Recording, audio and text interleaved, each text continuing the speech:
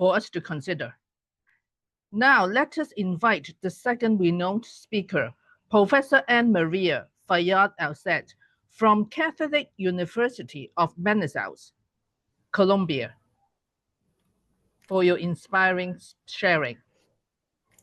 Thank you. Hello, everyone. Good morning, good afternoon, good evening, all around the world where you are.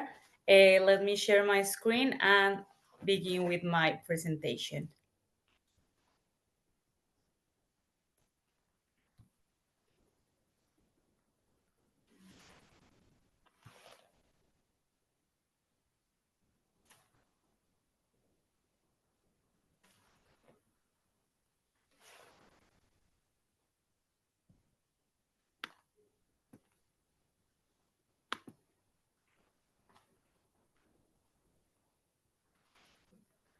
Okay, well, this is the project that I'm going to talk to you about, Become Global, and the main objective of this project has been building employability and global interaction courses to modernize international education through global curriculum alliances.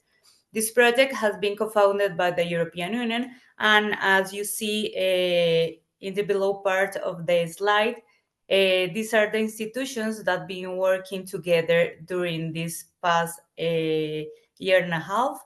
The project is led by the Universidad Católica de Manizales in Colombia, also with Universidad de Manizales in Colombia, Universidad Católica del Maule and Universidad Católica de la Santísima Concepción in Chile, Universidad CEU Cardenal Herrera in Spain, and the Hague University of Applied Sciences in the Netherlands. And also we've been having the support of the Chambers of Commerce in Manizales. So Become Global, what it wants is like start working around how to work from the local but having this like global impact. So I'm going to tell you what have we done from January last year until today. So what do we want to do? Build capacities. Like, okay, we want to have more intercultural and international curriculum. So what do we have to do to accomplish that? With who? With these institutions and universities all around the world, making synergies, not working alone, but in synergies. How are we going to do this, or how we've been doing it?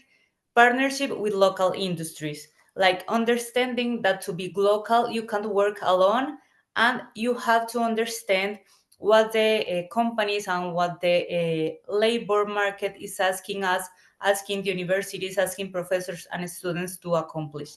And for who is this project? For students, for professors, and also for companies, that we all can make these synergies and start thinking about how interculturalization and internationalizations are keys for nowadays societies. So I'm going to talk you a little bit about the milestones through time. The first thing we did was like this study of what are the most pressing job skills that the labor market is asking the students. So we have these surveys, interviews, focus group with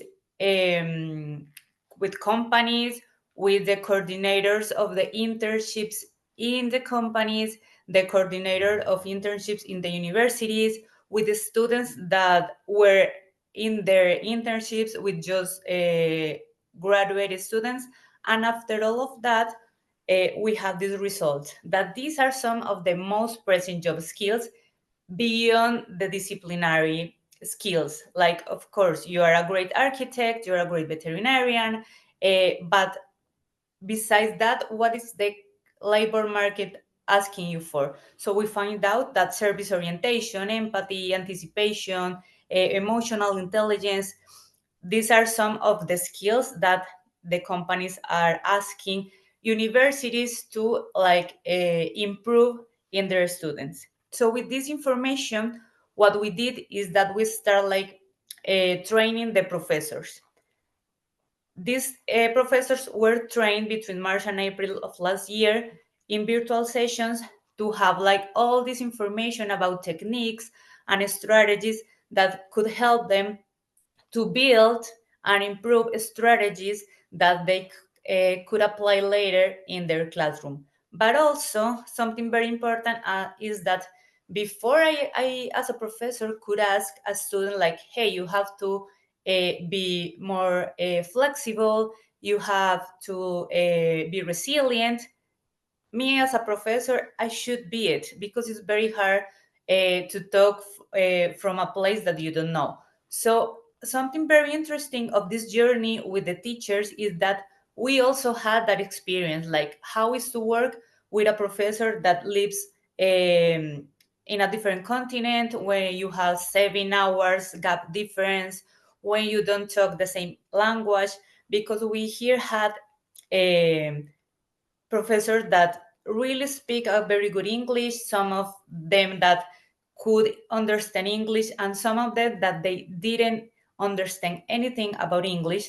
But working in teams, working with pairs, having like this interaction, it was like the first step to say like, this is very important, but we have to understand that not all professors and not all students have a great English level, but we can have intercultural experiences without being like almost native English speaker. After that, we have this boot camp. When we finish the training, we traveled to The Hague last year, and we finally had these 3 teams formed, and every team they had to like design a course, and a specific course that it was meant to improve and strengthen these most present job skills um, in the students. So we also have like this teamwork, we have companies, we have students, we have graduates, and we start working towards the design of these courses. After that, we have the courses design. This was like the most challenging part of the project. As you see, it was from July until February, so this took us many time. So we had virtual sessions, of course, again, because it was like the best way to do it. And we agreed that all of the courses, the 3 courses, were they had to have interdisciplinarity. So if I study advertising or veterinarian or engineering, it doesn't matter, I can take the course. The courses also have a COIL approach. They were supposed to be 6 weeks, a 6 weeks course. We have to have company collaboration. The companies should present a challenge to the students for them to solve them. And here, something very important and exciting for the students is that some of the students, they were going to have the opportunity to have an international mobility. Where were the challenges, the main challenges that we had? The assessment, because we needed to start assess at the beginning of the course, like, okay, how are students today?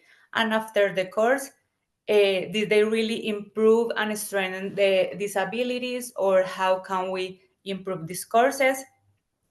Student selection, company selection and collaboration, and the most important, high feasibility. It was very important to us that these courses weren't just for like the project, but with time from next semester, these courses start to be part of the academic offered of every institution.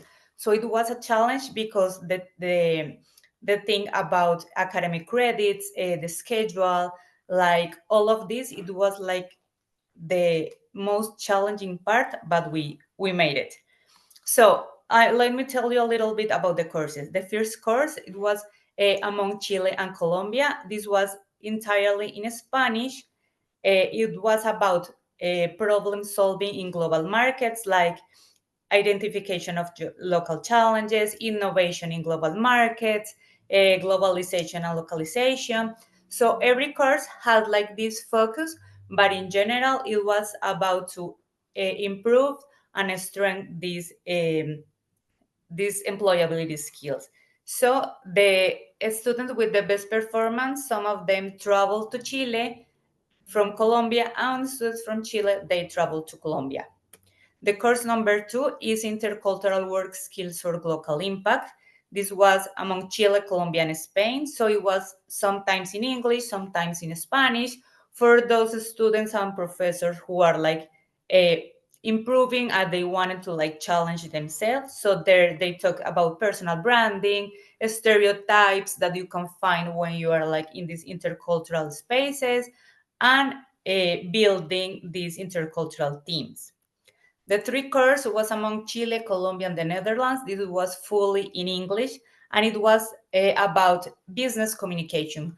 How, when you're working in a company, you have to improve the way you communicate so you can have like these intercultural teams where everything goes like the best way. After that design, we went to the implementation. That was this year from March to July. We work with these companies, Adecco from Spain, Pacific Forest from Chile, Casalucer and Selema and Czech from Colombia, and J&J, that is this international company from Belgium, Netherlands, and other European countries. So during this week, during 6 weeks, we had these classes, workshop, company sessions, evaluation, teamwork, so many things with this COIL approach and working with these companies where students, they had to present a solution for the challenge that that every company presented to them. Adecco and Selema, they were from one of the courses, Casalucer and Pacific Forest from another course, and these 2 were from another course. So these are some pictures of the experience. And then we have the immersion week of the mobility experience that we had last week. Some in Valencia, Spain, some in Concepcion, Chile, and some in The Hague. The students with the best performances, they travel and they got to know the companies they work with, and of course the teammates they had. Like during 6 weeks, they share like virtually, and now they could gather, they could start like making that experience a friendship, and they had to the opportunity to present the solution like in person and had feedback and achieve networking. Here are also some pictures of the experience. Professor, sorry that Yeah. you have 4 minutes left. Okay, perfect. Yeah, I'm about to wrap up. Yeah, I'm finishing already. Thank you. Thank you.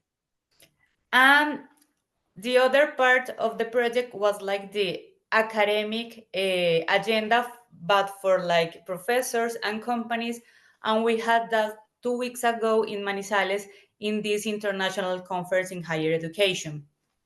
The professors, students, companies involved in the project, they talked about their experiences, what this is very important. The students, they had the opportunity to share their experience and why this type of courses and experiences are so important for them. And we had like 80 participants in person and over 100 person via YouTube. Here are also some pictures of the experience. And what comes next, like last week, we closed the academic part of the project because we had the international conference and we had the immersion weeks. But as I said from the beginning, the idea is that this start to be like a part of the official offering of the university. So that was really hard, and we accomplished. So from next semester, in all of these 6 universities that we have here, these 3 courses are going to still like offering to students that want to take them. And we are of course working with other like companies and other actors that want to involve and that can make the course complete with the international mobility. And we are also offering 2 MOOCs, massive online open courses, for professors and for companies that want to know how to start working with this. For some professors that they hadn't had the opportunity of working with this, so like, of course, how is this done? What can I do? How can I start doing this, and one from the companies like, okay, I would like to have this experience with the students, with a university. How can I start this? So just to close, it was a really great experience, a very grateful experience, and it really showed us that this is possible, that having these synergies between universities and companies, it's possible, and that there's a way that we can like put together all these actors. Thank you very much. Thank you very much, Professor Anna Maria, for introducing to us such a meaningful Become Global project connecting with the industries. So let us now invite the third speaker, Dr. Daniel Otieno from Kenyatta University, Kenya. Thank you very much, Dr. Catherine. Yes. I will present my slides. I hope you can hear me. Yes, very clear. Thank you very much. So I'll share screen. How much time do I have, Doctor? You still have 15 minutes. 15, all right. So yeah, my presentation is based on let me first of all say that I'm Dr. Otieno from Kenyatta University. I'm presenting from Nairobi, Kenya. My presentation is based on the Global Citizenship for Educators program, which is a program that we have been doing. We have been running a program with colleagues from different countries across the world. So this program, we call it Global Citizenship Educational Global Citizenship for Educators program. We are basically mainly from educational background, but we now have colleagues from other areas like peace and conflict resolution. We have also people from the area of architecture from Libya. So this project involves 9 countries.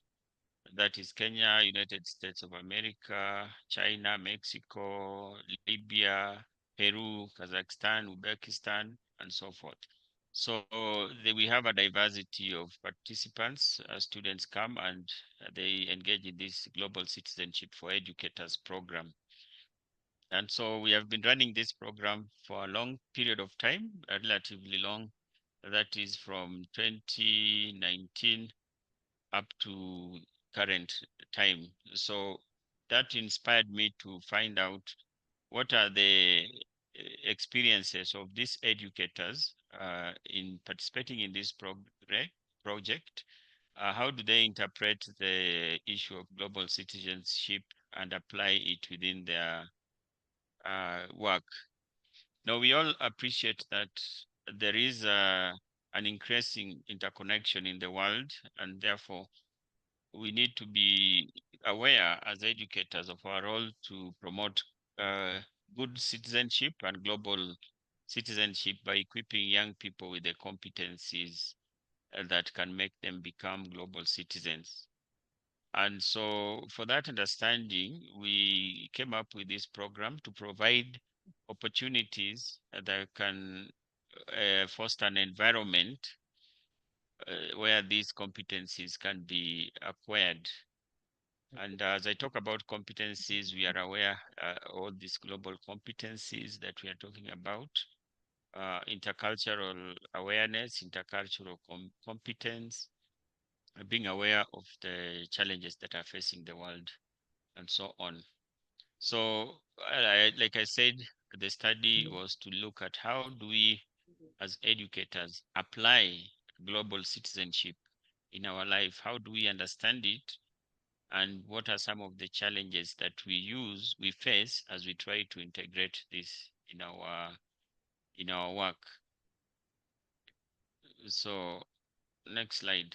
So the study which I conducted was guided by the following research questions. I wanted to establish how they integrate the concept of global citizenship in their teaching, and how does it How has participation in our project, the Global Citizenship for Educators Virtual Exchange Project, how does it influence their perspectives on the issue of global citizenship? And then what are some of the institutional and systemic support that they get, as well as the barriers that they face as they try to implement this global citizenship education? And then the fourth objective or research question was to understand how they negotiate the issues of global and local tensions within their curriculum and pedagogy. So finally, to look at some of the challenges. And so just a bit of literature review, maybe I should skip it, but I'll mention that there's, if you read literature about global citizenship, you'll appreciate the desire for global citizenship education so that young people can navigate some of the complexities around the world as they strive to bring about social equity and to address issues of race, discrimination, underprivileged, poverty, and climate issues, and so forth. And then we also want to see how global citizenship, it's important to know how global educators see themselves, which kind of identity do they have as global citizenship, citizens, and to understand the diversity of pedagogies that are used in global citizenship education. So I will skip that slide because it's more about literature, literature related to global citizenship education. But it really underscores the fact that the terrain of global citizenship is complicated and diverse, and there are certain issues that affect global citizen education, such as differences in respect to the values and attitudes of people, and also the kind of importance that is associated to certain global issues. For example, climate change.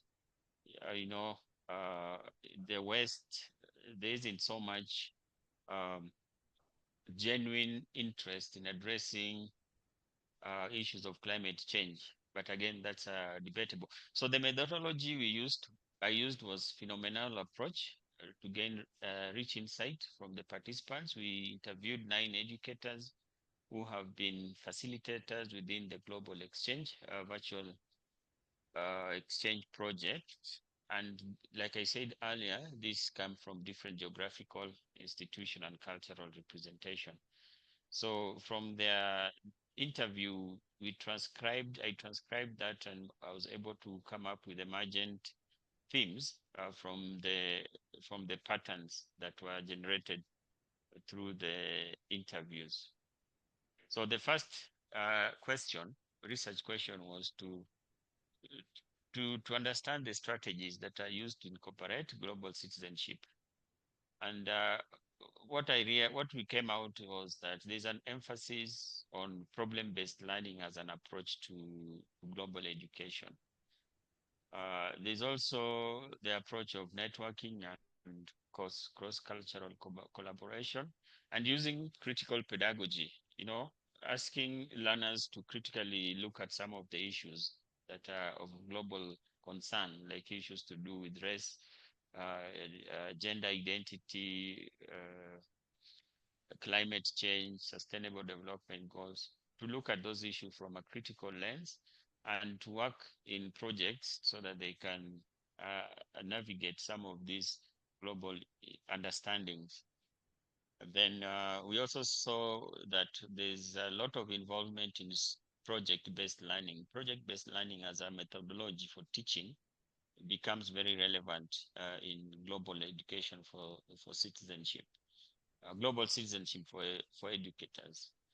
And readings, some of these lecturers we talked about, they have curated recommended readings. For example, Professor Ngugi wa Thiong'o's book on decolonizing the mind has stood out as an iconic piece of writing to address the issue of coloniality and how to deal with decolonizing the mind. And then stories also. learnings from different indigenous ways of understanding. So it's important to incorporate, they have incorporated these stories into their teaching methodology. Second question was, how does participation in the virtual exchange influence their perspectives on global citizenship education?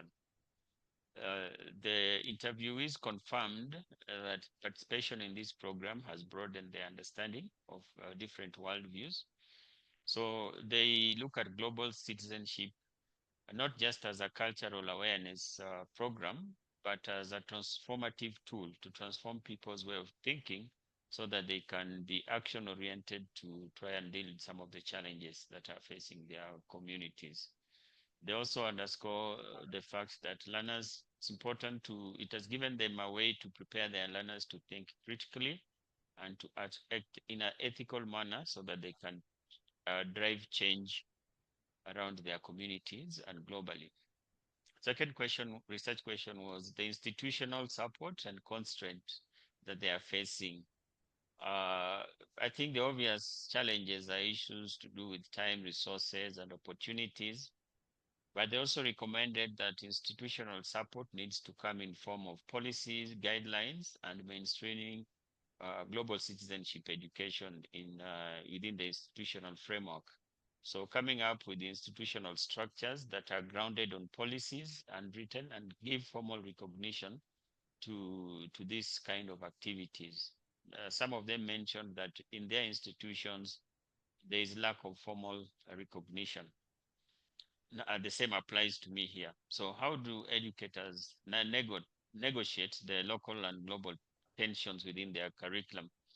What this really refers to, how do they deal with the issues within their curriculum at a local context, which are divergent with some of the critical issues that are being addressed at a global level? For example, the question of LGBTQ, which is given prominence in the global level, but you find in some local context, the discussions such as LGBT is a difficult area to navigate. So how do they negotiate this in the context of global education?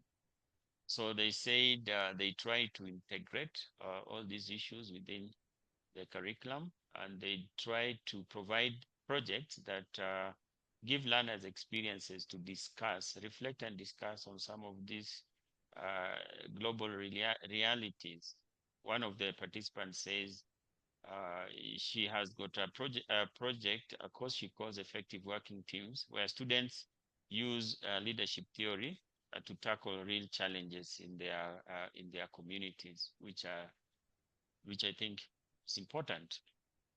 Now, what challenges do they face as they try to integrate global citizenship education? The first challenge is that it is not yet a major part of the curriculum in many institutions. There is not formal recognition. Then two, there's a need for institutional support. And then many institutions really don't understand what is all this global citizenship about. There is little there's little support in terms of giving faculty time to work in these projects, and therefore there's need to adopt this content in the curriculum of our institution. Then low student motivation to participate. In many of these projects, the students participate voluntarily. However, because they don't earn credits, in some cases, there is no motivation for that. And although we give them certificates, you still find getting them to participate fully becomes a problem.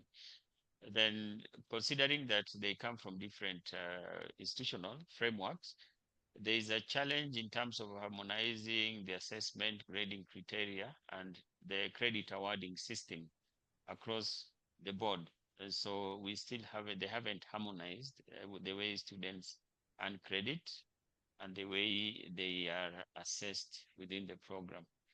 So in brief, that was about my research work through phenomenal study of how the experiences by faculty inform global citizenship for educators. Thank you very much, Dr. Catherine, and back to you.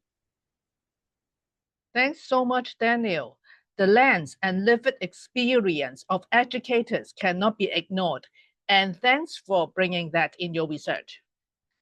So let us now proceed to the final exciting section from Mr. Vaibhav Goswami from Central Schools Organization.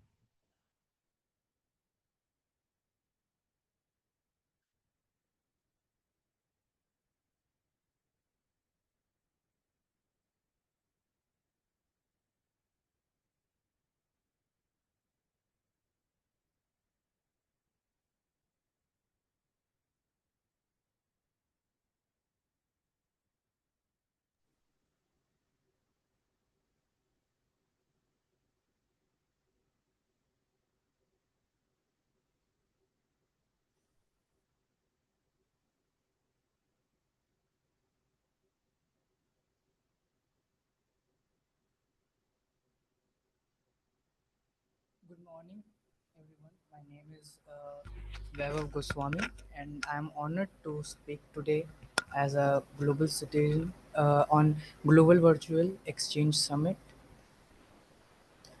Uh, in our increasingly uh, interconnected world, young people have more tools, platforms, and opportunities that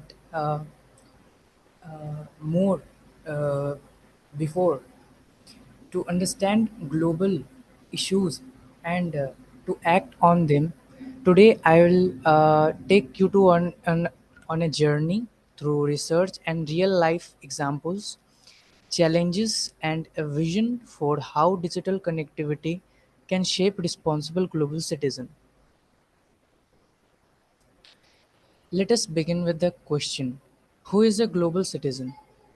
A global citizen is someone who is aware of a wider world, respect and values diversity, and take actions to make more sustainable and inclusive. You don't need a passport to be a global citizen.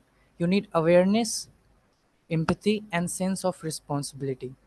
Young people who advocate for climate action, human right, or equivalent are already acting like global citizens, even if they are never travel outside their hometown. The power of digital connectivity.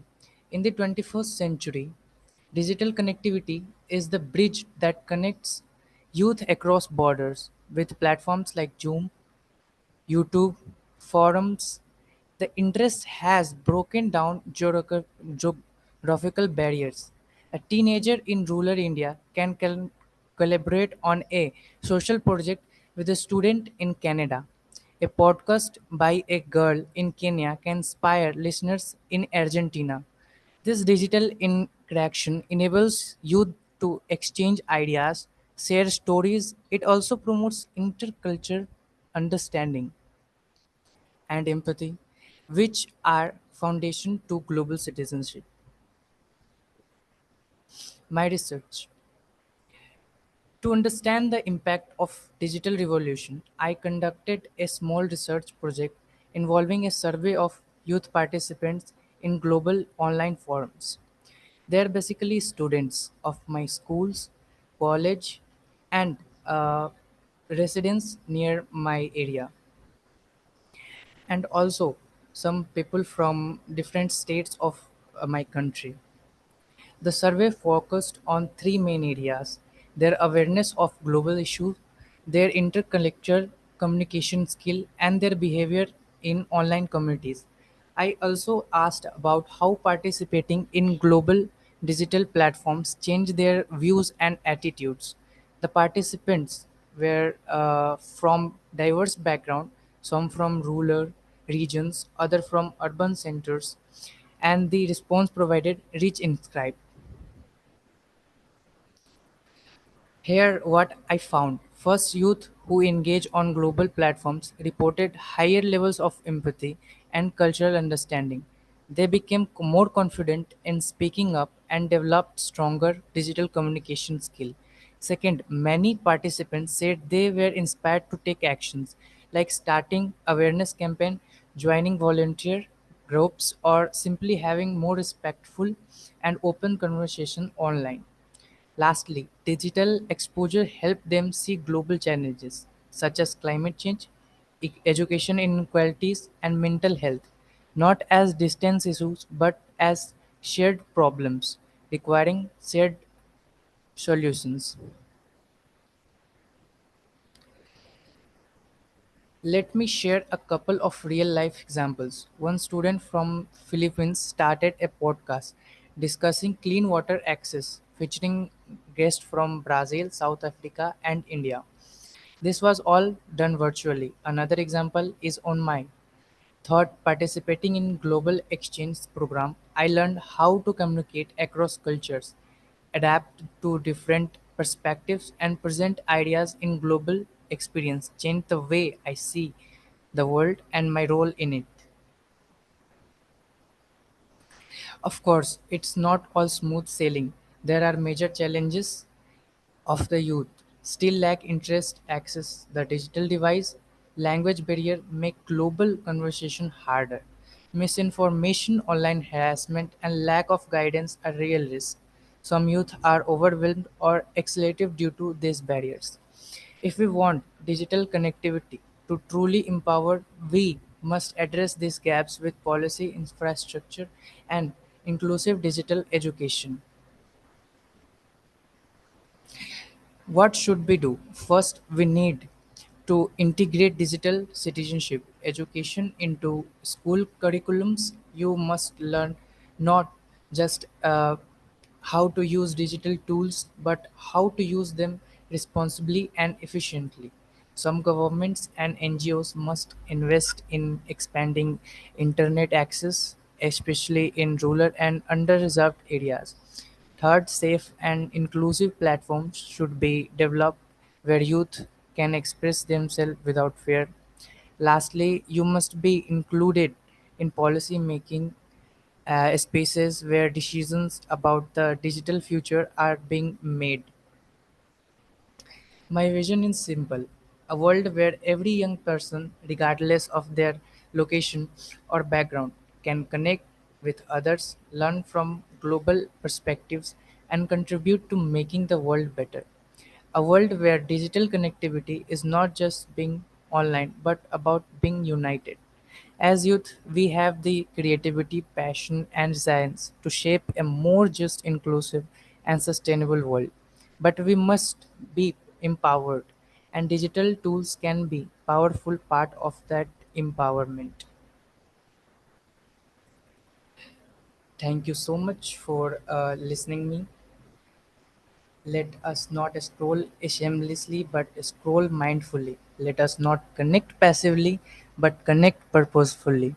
Together, let us build a generation of empowered global citizens through the power of digital connectivity. Thank you very much. Thank you very much, Mr. Vaibhav, for your concise presentation on how to engage the youth in serving the global citizenship with digital means. Now we approach the question and answers section. Any one of you, if you have questions, can raise your virtual hands. Or you can also type your question in the message box.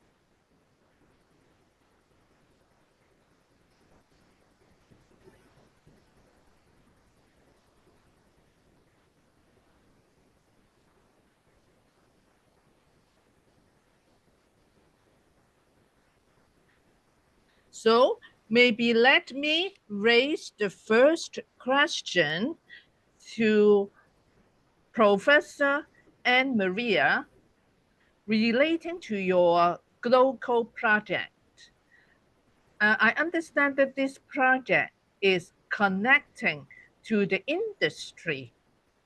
So how do you ensure the student projects in the quality standard required by the client?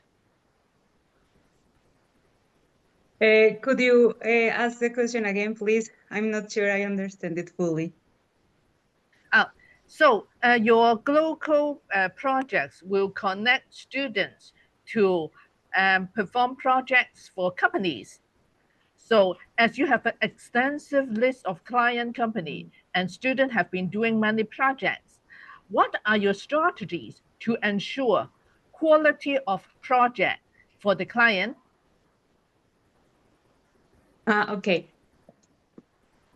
The truth is that they weren't like working with the company projects, but among the professors of the course and the companies, we thought about like a challenge, like a hypothetical situation that could be like sometime in the company regarding the employability skills. But it was more like an hypothetical situation that the students have to work with and try to solve it. But they weren't exactly like projects. But this was because it's like the pilot, but the idea is that with time we can start working with the companies like in real areas, in real situation. But for this time it was like this hypothetical situation, and once the students presented their solutions, the companies they made like the feedback, and they start like doing this like mentorship like role in order to start like for the students to think better how can they present this, but they weren't like real company projects. Okay, I see. Thank you very much. So Thank you. thank you. So any other question from the audience?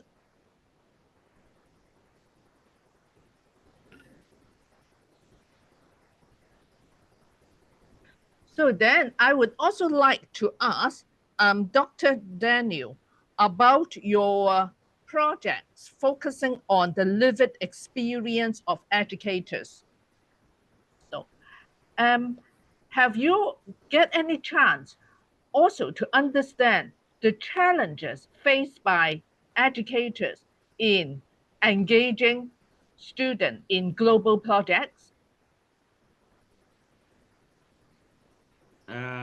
Thank you. Thank you for that question. The challenges faced by students in engaging in global projects by educators. Yes, there are issues of finding partners, I think.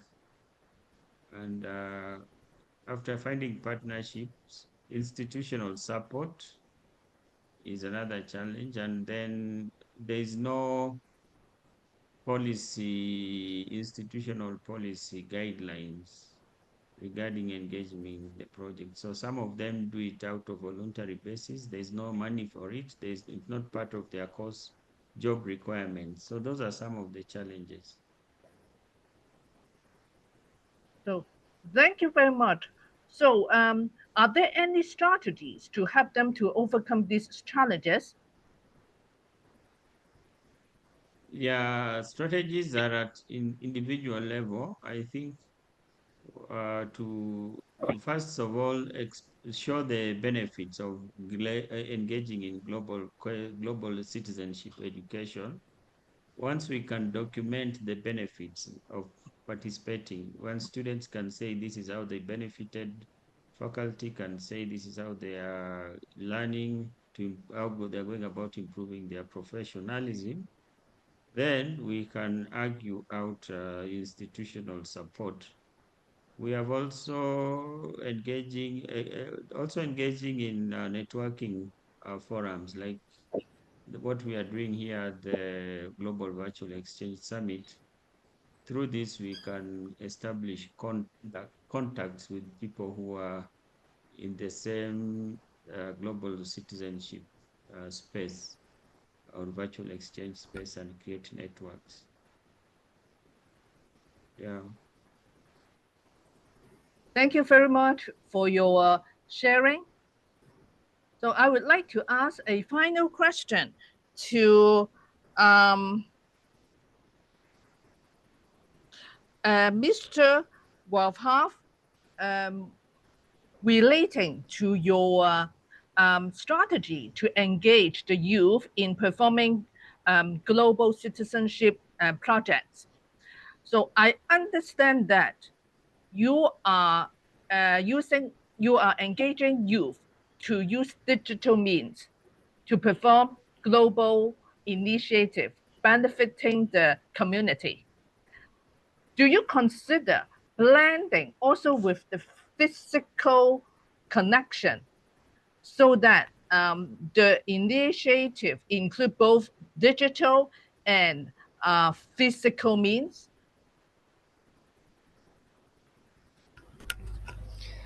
Pardon? Can you repeat that?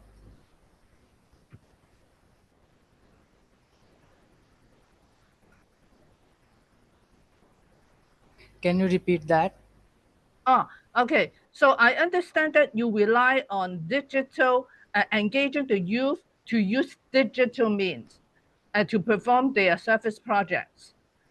Have you considered blending the digital initiative with physical means to do it? During my survey, I said that I done my survey with my friends, students, and college students, and some students from my area and other states. So that could be possible through virtually, because there is some lack of uh, s- some lack of resources for me to visit, and to visit every one I've met, like visiting other parts of my country. It is not possible for me, but it is possible through virtual exchanges like this, virtual meetings, where I can ask them questions and share my experiences. Thank you very much for your meaningful sharing. So because of time limitation, we have to, this section will be coming to an end. Thanks for staying for the delayed time. And please fill in the feedback evaluation form that will be shared in the screen. And also please remember, if you want to join the Padlet collaboration, you can leave your idea so that we know your collaboration ideas. Thank you Also, very much. you are welcome to join tomorrow's session as well.